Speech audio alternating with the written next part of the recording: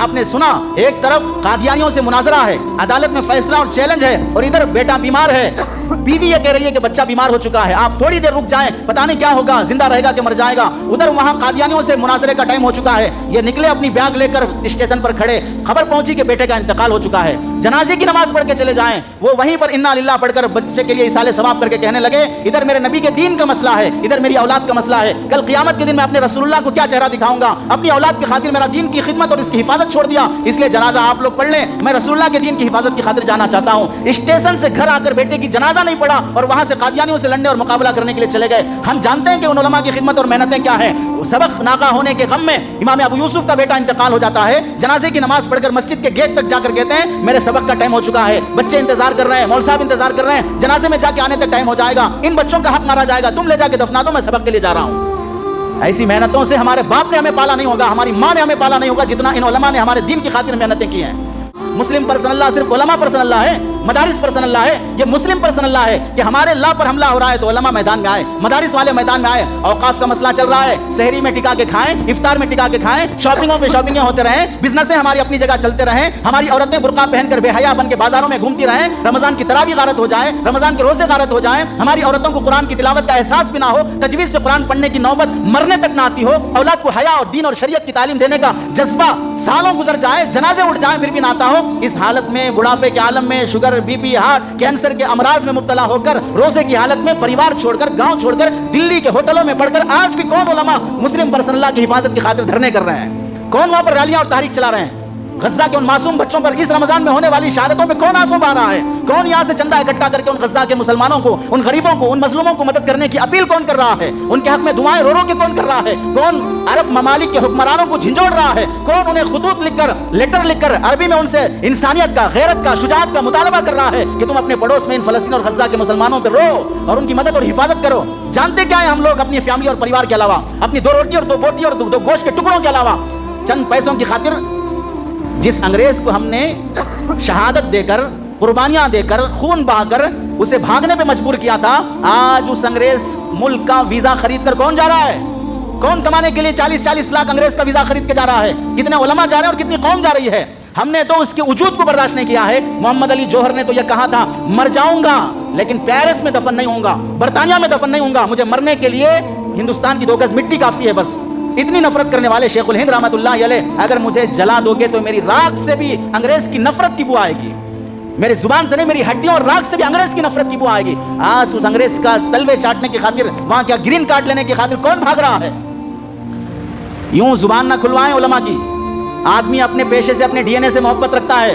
ہم عالم دین ہیں تو اپنے ڈی این اے سے محبت رکھتے ہیں, اور جس کا ڈی این اے صحیح نہیں ہوگا ہو سکتا ہے وہ اپنے ڈی این اے سے محبت نہ رکھتا ہو, لیکن جو خدمت ہم جانتے ہیں ان علماء کی, قربانیاں جو جانتے ہیں ان علماء کی, 10,000 12,000 کی سیلری, پنجاب چلے جاؤ اگر عقل ہے, آج بھی پنجاب کی گاؤں دیہات کی مسجدوں میں 3,000 ہے امام کی تنخواہ, 3,000 امام کی تنخواہ آج بھی. کون خدمت کر رہا ہے وہاں پر قوم کی, کون حفاظت کر رہا ہے اپنے بچوں کو پڑھانے کی. ان علماء کی قربانیوں اور ان قربانیوں کو دیکھے بغیر آدمی یہ کہہ دینا آ کر کے زکوٰۃ مدارس کو نہ دیا جائے, زکوٰۃ مدارس کو نہ دو, بالکل مت دو. ہاں زکوٰۃ شرابیوں کو دو, زکوٰۃ دھندے چلانے والوں کو دو. ہاں زکوٰۃ مسجد بنانے کا بہانہ بنا کر ہر سال چندہ کرنے کے لیے وصول کرتے ہوئے پیسے اپنی بلڈنگ بنانے والے کو دو. زکوٰۃ جھوٹے جھوٹے مدارس کے سرٹیفکیٹ لے کر, جعلی سندیں لے کر جانے والوں پہ بھروسہ کر کے دو. دور دور سے آنے والے جہاں دیکھا نہیں ہے کسی کو اس پہ بھروسہ کر کے دے دو. زکوٰۃ ویل چیئر پہ بیٹھ کے مائک سیٹ کر کے بھیک مانگنے والے کو دو. زکوٰۃ سودی دھندا چلانے والے کو دو. زکوٰۃ مٹی کا کاروبار کرنے والے کو دو. زکوٰۃ اپنی بیٹیوں اور اپنے پڑوسی غریب بیوہ یتیموں کو بروکر بنا کر ان کی عزتیں لوٹنے والے کو دو. زکوٰۃ لٹیرے اور اچکے اور چور قسم کے ایجوکیٹڈ پڑھے لکھے لوگوں کو دو تاکہ صحیح جگہ پہ خرچ ہو. نہ دو یہاں پر زکوٰۃ, کوئی مسئلہ نہیں ہے. ہم مدارس چلانے کے لیے نہیں بیٹھے ہیں, چلے تو چلانے کے لیے بیٹھے ہیں. جس دن بند ہو گئے. ہم بھی مزدوری کرنا جانتے ہیں, ہم بھی پھوڑا ہاتھ میں پکڑنا جانتے ہیں, ہم بھی سبل کھودنا جانتے ہیں. انسان جینے کے لیے 10 راستے چن سکتا ہے. یہ مجبوری نہیں ہے جو خدمت دین میں علماء لگے ہیں, یہ ذمہ داری ہے کہ اگر یہ چھوڑ دیے تو قوم کافر بن جائے گی, یہ چھوڑ دیے تو قوم مرتد اور ملحد بن جائے گی. یہ مرنے سے پہلے انہیں شمشان گھاٹ میں دفنانا پڑے گا, جلانا پڑے گا, قبرستان میں انہیں جگہ نہیں ملے گی. یہ مرنے سے پہلے وصیت کریں گے کہ میں دین, اسلام, خدا, رسول, قرآن سب کا انکار کرتا ہوں, مجھے دفنایا نہ جائے, مجھے جلا دیا جائے, جیسے چیف جسٹس ہدایت اللہ نے وصیت کی تھی. زکوٰۃ جہاں جہاں خرچ کرنا چاہیے وہاں دو باتوں کو پیش نظر رکھنا چاہیے. پہلی بات جس کو دے رہے ہیں وہ غریب ہے. دوسری بات جہاں دیا جا رہا ہے وہاں دینے سے دین کا فائدہ ہوگا, دین کی حفاظت ہوگی, دین کی اشاعت ہوگی. یہ دوسرا مقصد ہے. ان دو مقصدوں کو سامنے رکھنے کے بعد اب آ جائیے مدارس پر. مدارس میں پڑھنے والے بچے MLA کے بچے ہوتے ہیں. مدارس میں پڑھنے والے بچے کسی بڑے بزنس مین کی اولاد ہوتی ہے. مدارس میں پڑھنے والے بچے کسی بڑے سیلری اور 2-2 لاکھ 4-4 لاکھ سیلری کمانے والوں کی جاب کرنے والوں کی اولاد ہوتی ہے. زیادہ تر مدارس میں غریبوں کی اولاد پڑتی ہے.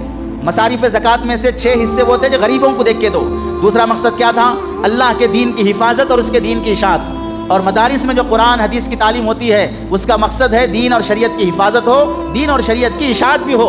150 سال سے انگریز جب یہاں آیا اور چھوڑ کر گیا, 150 سال سے اس ملک میں دین کی حفاظت کس کے والد محترم کر رہے ہیں؟ کون سے شعبے والا کر رہا ہے؟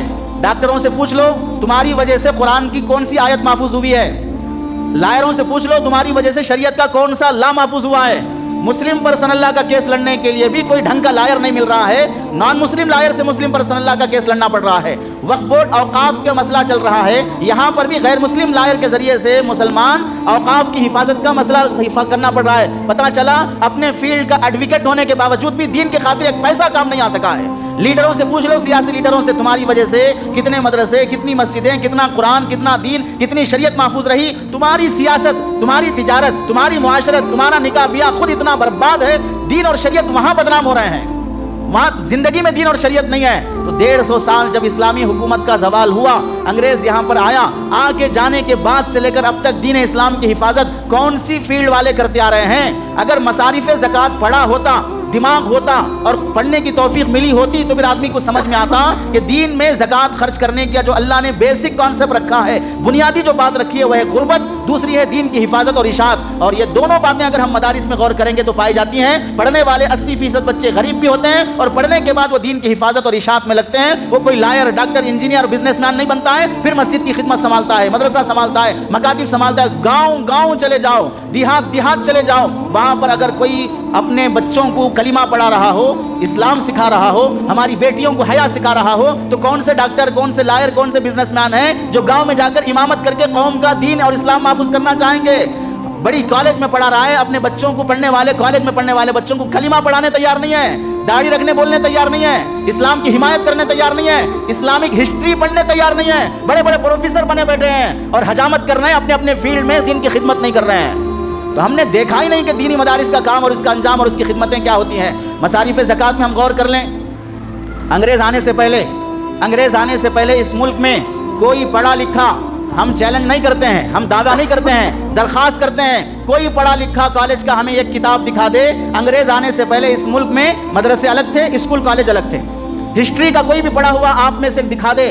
انگریز اس ملک میں آنے سے پہلے مدرسے الگ چلتے تھے, انجینئرنگ کالج الگ تھی, میڈیکل کالج الگ تھی, فلاں فیلڈ کی کالج الگ تھی. کوئی ایک کالج دکھا دے جہاں پر اس انگریز آنے سے پہلے یہ دین کی تعلیم الگ ہے, یہ دنیا کی تعلیم الگ ہے. دین اور دنیا کی تعلیم الگ کرنے کی خباثت انگریز نے کی ہے. ورنہ اس ملک میں جب تک مسلمان حکمران رہے ہیں وہ اپنی اولاد کو دنیاوی تعلیم بھی دیتے تھے اور دینی تعلیم بھی دیتے تھے, دونوں ایک ہی ادارے میں پڑھائے جاتے تھے. انگریز نے آ کر الگ کیا, اور الگ بھی کیسے کیا؟ پہلے زمانے میں RMP ڈاکٹر جو کام کر دیتا تھا, آج MBBS, MD, INT, ناک کا الگ رہے گا, گلے کا الگ رہے گا, کان کا الگ رہے گا, آرتھوپیڈک الگ رہے گا, ہڈیوں کا الگ رہے گا, ڈیلیوری کا الگ رہے گا, اسکن کا الگ رہے گا. ارے ارے اتنی حجامت. پہلے جو 100 سال پہلے ایک ڈاکٹر سب کام کر دیتا تھا, آج 10, 20, 30 شعبے بنا کر ایک ایک پارٹ کا ایک ایک کو الگ الگ کر دیا, ہر ایک کو الگ الگ اسپیشلسٹ بنا دیا. جو کام 100 سال پہلے ایک ہی ڈاکٹر کرتا تھا. ادھر دینی تعلیم کو کیا کیا؟ اسلام پر اعتراضات, شریعت پر اعتراضات, حجاب کا مسئلہ, سود کا مسئلہ, میراث کا مسئلہ, یہ سب مسئلے اچھالنا شروع کیا. ادھر عصری تعلیم کو تقسیم کر کے معیار بڑھا دیا, ادھر دینی تعلیم کا معیار گھٹا دیا, دونوں الگ الگ فیلڈ میں کر دیا. عیسائیوں کی ریل ایک ایک گاؤں دیہات میں 500 عیسائی بھیج دیا کہ جا کے وہ عیسائیت پھیلائیں. اور پھر اس کے بعد پڑھنے کے بعد ہر انسان کی فطرت ہے کہ نقد زیادہ پسند کرتا ہے ادھار کے مقابلے میں. اسکول اور کالج کی تعلیم کا فائدہ کیا ہوگا؟ پڑھنے کے بعد جاب ملے گی, سیلری اچھی آئے گی. حافظ عالم بننے کا فائدہ کیا ہوگا؟ آخرت میں ماں باپ کو تاج پہنایا جائے گا. تو کیا ہوا؟ وہ فائدہ ادھار ہوا اور دینی اور دنیاوی تعلیم کا فائدہ نقد ہوا. اور آدمی سوچنا یہ بھائی وہ تو آخرت میں ملتا, صاحب دنیا میں کیا ملتا, تھوڑا بولو. اب اس سے کیا ہو گیا دماغ کہ نقد جو ہے وہ پڑھاؤ, دنیاوی تعلیم پڑھاؤ، چونکہ اس کا پروفٹ و فائدہ ہم کو دکھے گا، اور حافظ عالم بننے کا فائدہ وہ تو مرنے کے بعد ہے صاحب، وہ کون دیکھا کیا ہے وہ بات کا دیکھیں گے۔ یہ دماغ بننے کے بعد دینی تعلیم گھٹتی گئی اور دنیاوی تعلیم بڑھتی گئی، یہ سارے اصول ضوابط بننے کے بعد مسئلہ کیا ہوا؟ ہمارے علماء نے دیکھا کہ انگریز پوری مکاری کے ساتھ صرف ملک نہیں جیتا ہے، وہ مذہب بھی ختم کرنا چاہتا ہے، تو علماء اس زمانے کے اللہ نے ان کو جو دماغ اور بصیرت دی ہے، سوچا کہ ہمیں دین کی حفاظت کی خاطر کوئی شعبہ بنانا چاہیے، تو انہوں نے مدارس قائم کیے، مکاتب قائم کیے اور بچوں کو اصول کر کے لائے۔ کیوں کر کے لائے؟ عیسائی نے یہ کانسیپٹ شروع کیا کہ ہم مفت میں تعلیم دیں گے، اسکالرشپ دیں گے، تمہیں وظیفے دیں گے، تو علماء نے اس کے مقابلے میں پیسہ لے کر پڑھائیں گے تو دینی تعلیم کی قدر نہیں ہوگی، اس لیے فری میں ہم بھی پڑھائیں گے، ہم بھی کھانا کھلائیں گے، قوم سے وصول کریں گے تاکہ ہماری قوم میں کچھ ایسے لوگ ہوں جو اسلام اور دین کی حفاظت کی خاطر یکسو ہو جائیں، وہ دنیا کی خاطر نہ پڑھیں۔ اب وہ مدارس شروع ہونے کے بعد اللہ نے یہاں تک لایا، ہر گاؤں میں، ہر دیہات میں، ہر مسجد میں، ہر بستی میں، ہر محلے میں، دنیا کے کونے کونے میں چلے جاؤ، وہاں اگر قرآن اور شریعت کی حفاظت کرنے والا ملے گا تو کوئی عالم ملے گا، کوئی حافظ ملے گا، کوئی ڈاکٹر انجینئر نہیں ملے گا، کوئی لائر نہیں ملے گا، کوئی تاجر نہیں ملے گا۔ پتہ چلا یہ پڑھنے کے بعد بھی حرص اور لالچ میں آ کر دنیا میں مبتلا نہیں ہوتے ہیں، یہ خدمت دین میں ہی مبتلا ہوتے ہیں۔ اور لوگ پوچھتے ہیں کہ بھئی مدارس سے فائدہ کیا ہوتا ہے؟ ہم سوال کرتے ہیں تمہارے وجود سے فائدہ کیا ہے؟ دنیا میں اتنے لوگ پیدا ہوئے ہیں، اگر یہ اعتراض کرنے والا ایک بندہ پیدا نہیں ہوتا تو کیا خراب تھا؟ جو مدارس کے خلاف ہے، جو دین کے خلاف ہے، جو شریعت کے خلاف ہے، جو علماء کے خلاف ہے، اگر وہ ایک بندہ مر جائے تو کیا فرق پڑے گا دنیا کو؟ تو اس کا جواب دیا جائے پھر آپ چلے جائیں، دنیا سے ختم ہو جائیں، مر گیا مردود، نہ فاتحہ نہ درود، تو پھر کیا فرق پڑے گا؟ کوئی فرق نہیں، آپ کا وجود کوئی اتنا اہم بھی نہیں ہے، آپ مر گئے تو کوئی اتنا اہم بھی نہیں ہے۔ جو دین اور شریعت سمجھنا نہیں چاہ رہا ہو، جو گہرائی تک جانا نہیں چاہ رہا ہو، صرف سطحی طور پر ویڈیو میں آیا بول دیا کہ میں بڑی ذمہ داری سے بول رہا ہوں کہ دینی مدارس کو زکوٰۃ نہ دیا جائے۔ کیا ذمہ داری سے اپنی اولاد کو سدھار نہیں سکا، ذمہ داری سے اپنی بیوی اور بیٹیوں کو پردہ نہیں سکھا سکا، ذمہ داری سے خود ایک اچھا مسلمان نہیں بن سکا۔ ہمارے چہروں پہ داڑھی ان علماء کا صدقہ ہے، ان مدارس کی محنت ہے، ہمارے جسموں پہ یہ اسلامی لباس ان علماء کی دین ہے، ہمارے بچے جو مکتب کی تعلیم سے اللہ اور اس کے رسول کو پہچان رہے ہیں، یہ ان مدارس کی محنت کا نتیجہ ہے۔ آپ آ جائیے، آزادی سے لے کے اب تک عیسائیوں نے اس ملک کو عیسائی بنانے کی محنتیں کی۔ اس موقع پر مولانا رحمت اللہ کیرانوی رحمت اللہ علیہ، کیرانہ کا رہنے والا یہ عالم دین، ایسی محنت کر کے ایک کتاب لکھا اظہار الحق نام سے۔ وہ کتاب جب عیسائی پوپ اور پادریوں کو پہنچی تو انہوں نے وہ کتاب دیکھ کر کہا کہ ہم قسم کھا کر کہتے ہیں جب تک یہ کتاب زمین پر باقی رہے گی عیسائیت ہرگز نہیں پھیل سکتی ہے۔ ایسا کام انہوں نے کیا کہ عیسائی پادری مجبور ہو گئے، جب علماء ایسی محنت کر سکتے ہیں تو ہم اپنا مذہب نہیں پھیلا سکتے ہیں۔ اس کے بعد آریہ سماج کے لوگوں نے غریب اور محتاج اور ضرورت مندوں کے گھر گھر جا کر زبردستی ان کو پیسہ ٹھوس کر اسلام سے ہٹانا چاہا۔ اس موقع پر آریہ سماج سے مناظرہ کر کے انہیں لاجواب کرنے والی شخصیت دارالعلوم دیوبند کے بانی اور محتمم حضرت نانوتوی رحمت اللہ علیہ، آریہ سماج سے مناظرہ کر کے ان کی سنسکرت زبان میں ان کو جواب دیا۔ یہ علماء نے دین کی حفاظت آزادی کے موقع سے کرتے آئے ہیں۔ اس کے بعد مرزا غلام احمد قادیانی جو خود کو نبی ہونے کا دعویٰ کیا، بڑا فتنہ تھا امت پر۔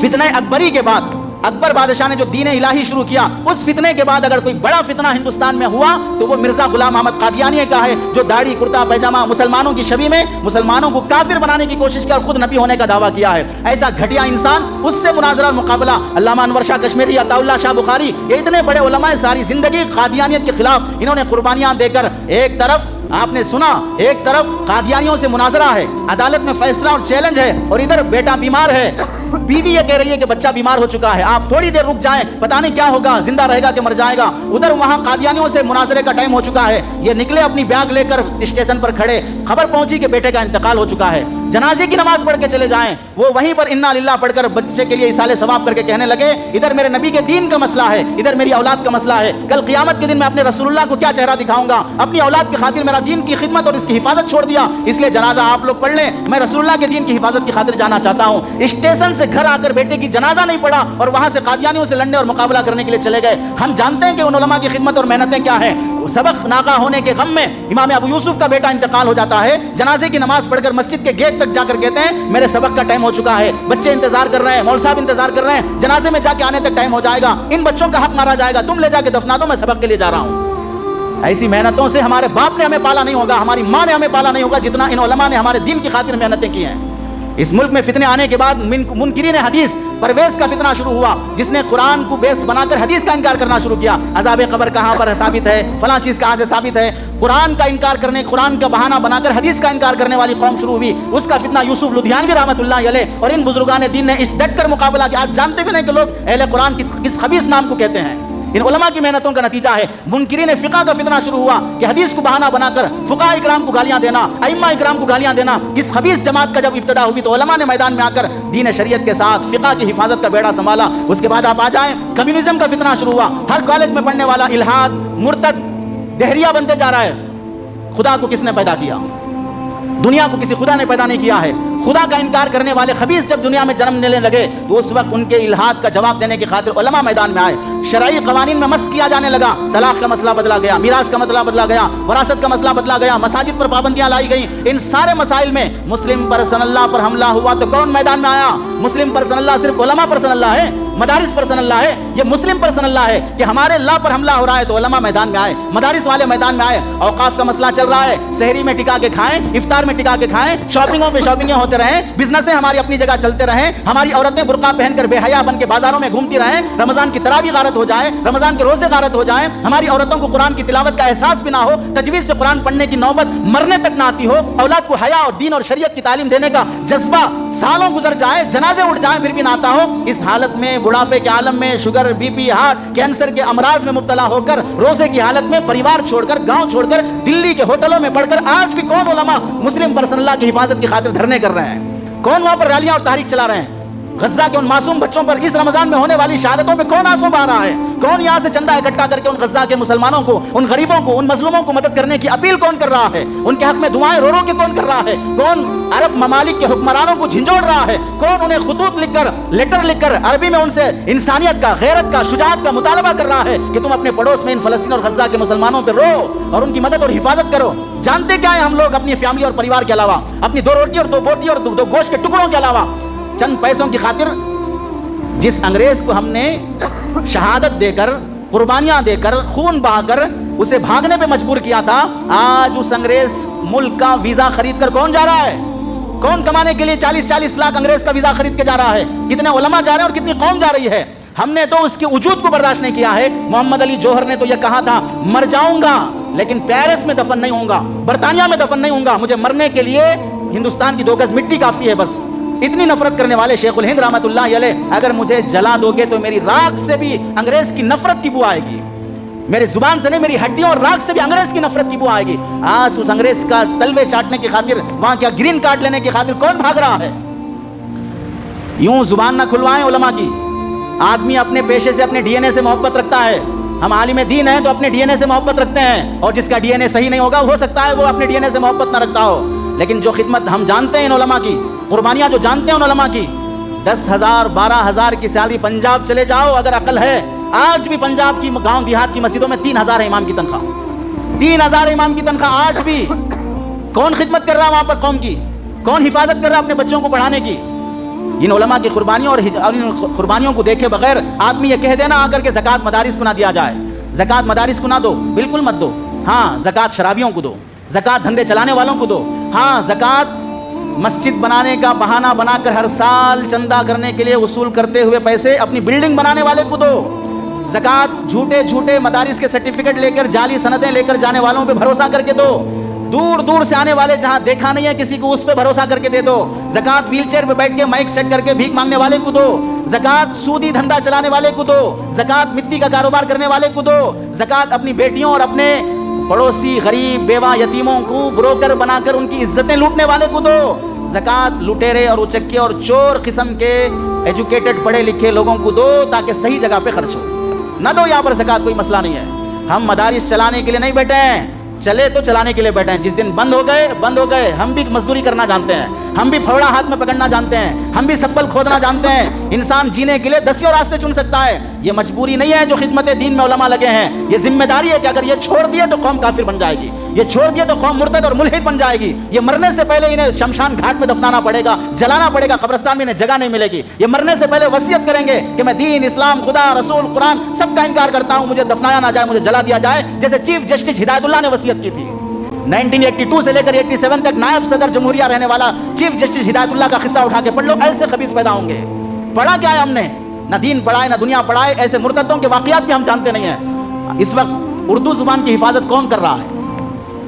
उर्दू जुबान की हिफाजत कौन कर रहा है? मौलवियों की उर्दू तो लोग बोलते हैं मौलवी साहब, बहुत से उलमा की उर्दू समझ में नहीं आती है। पता क्या चला, उर्दू उनके पास है तभी समझ में नहीं आ रही है, तुम्हारे पास नहीं है उर्दू। اردو زبان میں سارا دین اور شریعت محفوظ ہے اور یہ سارا علماء محفوظ کر رہے ہیں. اور پھر اس ملک کو اسپین بننے سے اگر کوئی روک کے رکھا ہے, جہاں 800 سال حکومت کرنے کے بعد اذان دینے والا نہیں ملا, مسجد کے مینار نہیں ملے, قرآن نہیں ملا, حجاب نہیں ملا, داڑیاں نہیں ملی, داڑھی والا ملتا تو پکڑ کے جیل میں ڈال دیا جاتا, قرآن گھر میں ملتا تو سارے گھر والوں کو قید میں ڈال دیا جاتا, پھانسی دے دی جاتی. ایسے ملک میں بھی دین کی حفاظت علماء نے کی, اور آج اس ملک کو اسپین بنانے سے بھی علماء نے روک کے رکھا ہے. ان کی وجہ سے, اسی واسطے کیوں لوگ اسکولوں کے خلاف, کالجوں کے خلاف, بزنس کے خلاف جتنے جھوٹے قوانین بنتے ہیں, ان ساروں کا خلاصہ دیکھ لو کہ دین اسلام سے جا کے جڑے گا. مسلمان نہ رہیں. اوقاف میں کس کی پراپرٹیاں ہیں؟ مسلمانوں کی ہیں. اور جتنے اوقاف کی پراپرٹیاں ہیں اس میں یا تو مساجد ہیں, مدارس ہیں, قبرستان ہیں, عیدگاہ ہیں, یا تو ان قبضہ کیے ہوئے مسلمانوں کے ہیں جو ملکیاں بنا کر کرائے کم دے کر لوٹ کے کھا رہے ہیں, وہ بیٹھے ہوئے ہیں. یہ دو ہی تو ہیں اوقاف میں, یا تو ملکیاں کرائے پہ لے کر لوٹ کے کھا رہے ہیں اور کرایہ صحیح پہ نہیں کر رہے ہیں, قوم کی خدمت نہیں کر رہے ہیں, یا مساجد ہیں, مدارس ہیں, یا قبرستان اور عیدگاہ ہیں. تو بتاؤ ان میں مخلص کون ہے, اس میں محافظ کون ہے, کون بغیر کسی معاوضے کے خدمت دین کے لیے تیار ہو رہا ہے؟